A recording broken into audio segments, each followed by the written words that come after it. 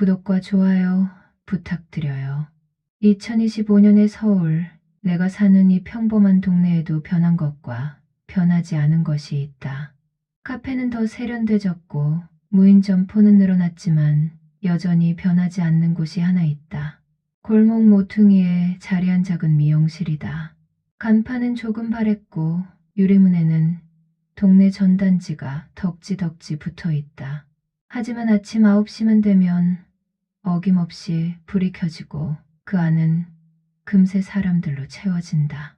나는 오늘도 그곳에 앉아 있다. 파마약 냄새가 코끝을 찌르고 둥근 열펌 기계가 머리 위에서 웅 소리를 낸다. 거울 속 내 모습은 조금 낯설지만 옆자리의 언니의 표정은 나직다. 다들 머리에 비닐을 쓰고도 말은 쉬지 않는다. 누군가는 남편이 퇴직하고 집에만 있어 답답하다고 말하고, 누군가는 시어머니가 아직도 반찬 간섭을 한다며 한숨을 쉰다. 또 다른 누군가는 이번에 손주가 상을 받았다며 사진을 돌려본다.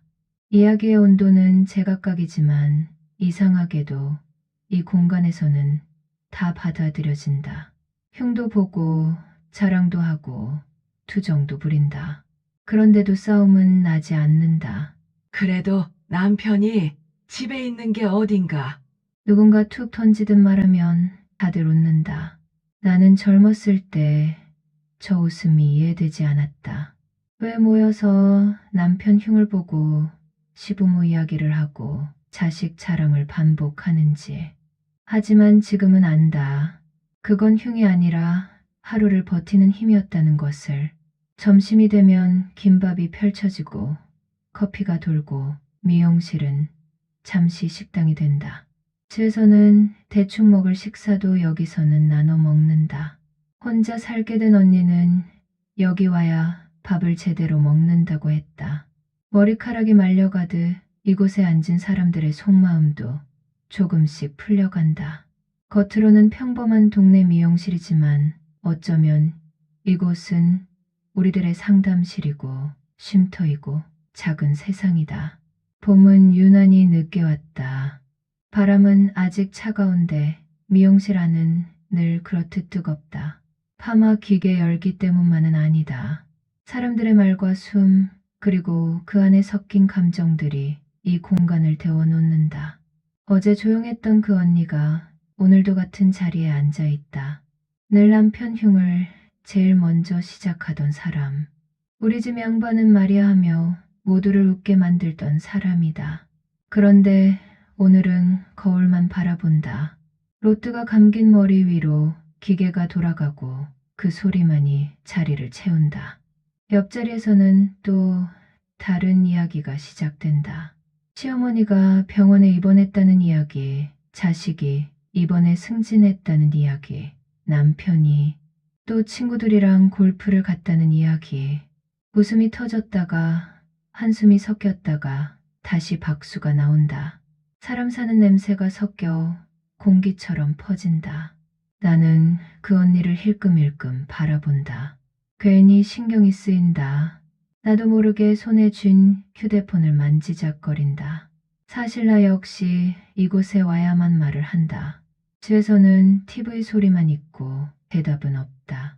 누군가 내 하루를 묻지 않으면 하루가 있었는지도 모르게 지나간다. 오늘 왜 이렇게 조용해? 누군가 가볍게 묻는다. 언니는 잠시 웃는 척을 하다가 고개를 숙인다. 그 표정이 낯설다. 그리고 아주 짧게 말한다. 그냥 좀 그래. 그 한마디에 미용실 안이 잠시 멈춘다. 아무도 캐묻지 않는다. 대신 원장이 슬쩍 커피를 한 잔 더 건넨다. 말 대신 건네는 위로다. 그 모습이 이상하게 따뜻하다. 나는 그때 깨닫는다. 이곳에서는 말하지 않아도 괜찮다는 걸. 흉을 봐도 자랑을 해도 아무 말 안 해도 괜찮다는 걸.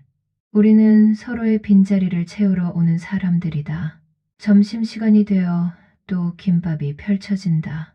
오늘은 누군가가 직접 담근 김치를 가져왔다.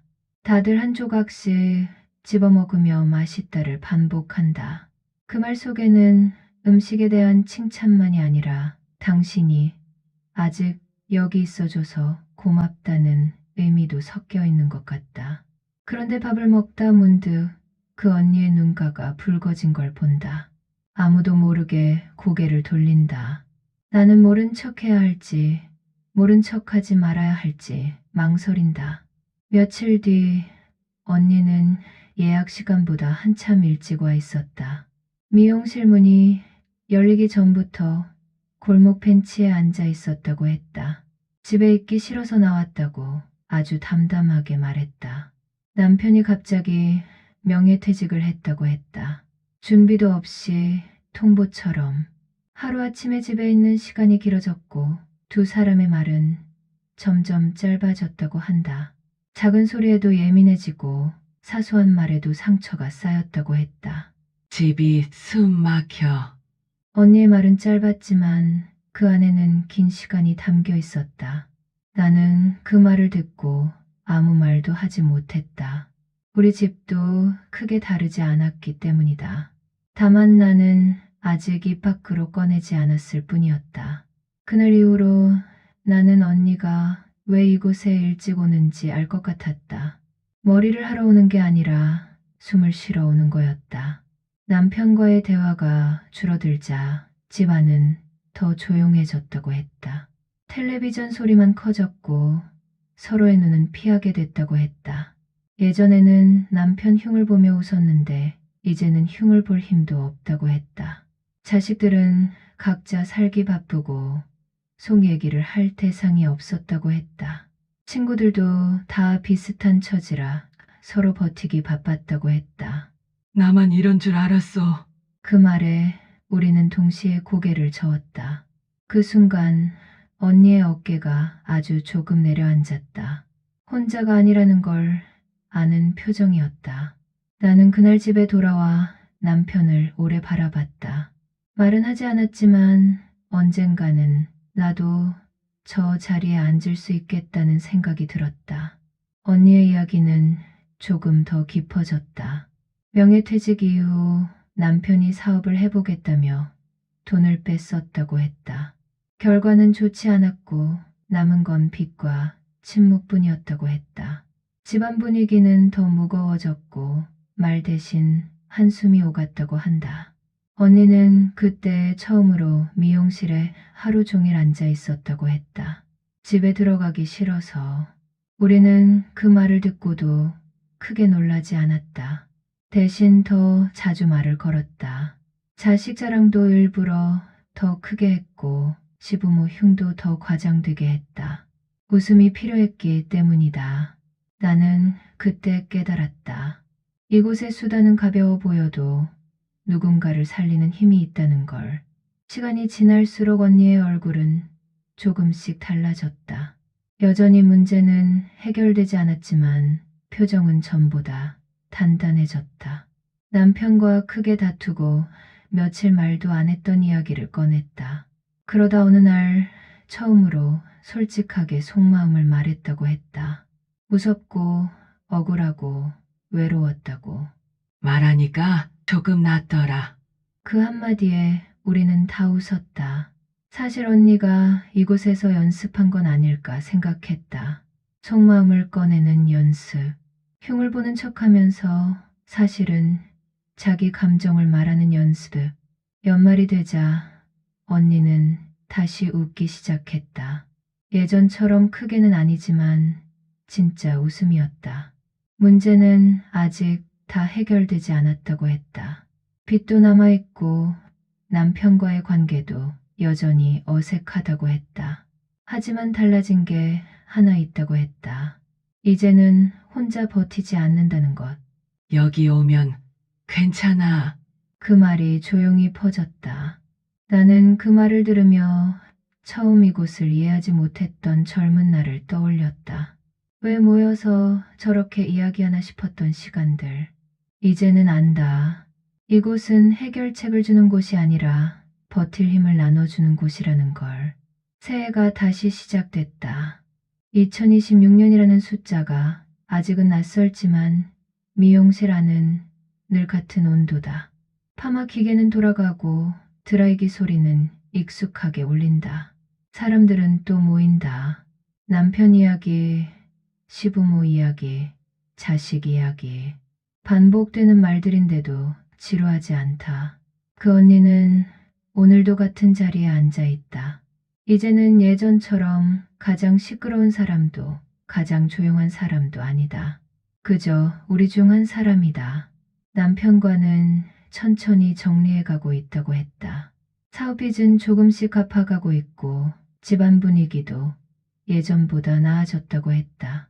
완전히 해결된 건 아니지만 적어도 숨이 막히지는 않는다고 했다. 여기 덕분이야. 언니가 웃으며 말한다. 나는 그 말을 들으며 처음 이 미용실을 이해하지 못했던 젊은 날의 나를 떠올린다. 왜 저렇게 모여 앉아 하루 종일 이야기하나 싶었던 시간들. 이제는 안다. 우리는 머리를 하러 오는 게 아니라 마음을 말리러 오는 거라는 걸. 미용실 문이 열리고 낯선 얼굴 하나가 들어온다. 어색한 표정으로 자리에 앉는다. 아마도 그 사람도 집에서 할 말이 많았을 것이다. 나는 자리를 조금 옮겨 그 사람 옆에 앉는다. 이제는 내가 먼저 말을 건넨다. 처음 오셨어요? 아마 또 다른 이야기가 시작될 것이다. 그리고 우리는 또 그렇게 누군가의 하루를 함께 버텨줄 것이다.